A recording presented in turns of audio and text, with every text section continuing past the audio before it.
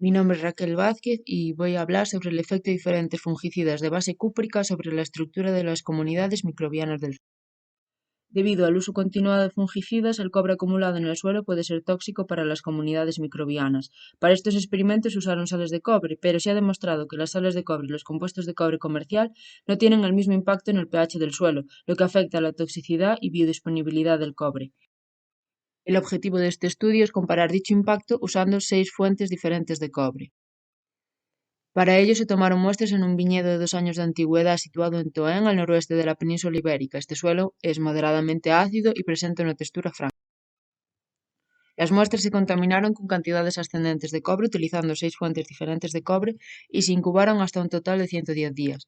Después se analizaron los PLFAs de las comunidades mediante el método propuesto por Frostegar y colaboradores en 1993.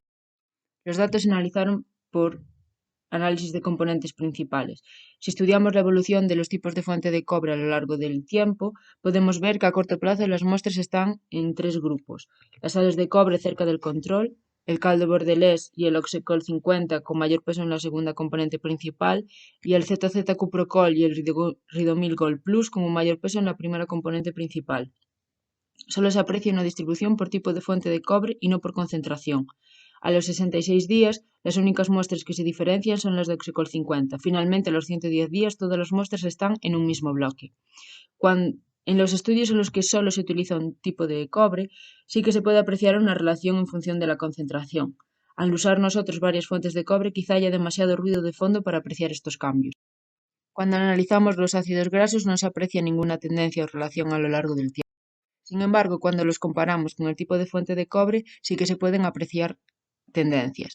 A corto plazo hay una relación entre los ácidos grasos de las comunidades bacterianas y las muestras de Rigomil Gold Plus y ZZ-cuprocol. Esto puede deberse a que su formulación contiene compuestos orgánicos que pueden funcionar como fuente adicional de carbono para dichas comunidades. A lo largo del tiempo puede verse una relación entre la dosis más alta de nitrato de cobre y el ácido graso de las comunidades fúngicas. Esto puede deberse a que dicha dosis tiene un gran impacto en el pH del suelo, lo que afecta a las comunidades microbianas. Como conclusión, a corto plazo parece influir más el tipo de fuente de cobre que la concentración de la misma. Sin embargo, a largo plazo todas las fuentes de cobre tienen un comportamiento similar. A corto plazo, las comunidades bacterianas parecen relacionarse con los fungicidas que contienen compuestos orgánicos en su formulación, mientras que las comunidades fúngicas parecen estar relacionadas con las dosis más altas de nitrato de cobre que tienen un gran impacto en el pH del suelo. La técnica de PLFA no parece ser una técnica adecuada para trabajar con diferentes fuentes de cobre al mismo tiempo. Muchas gracias por su atención.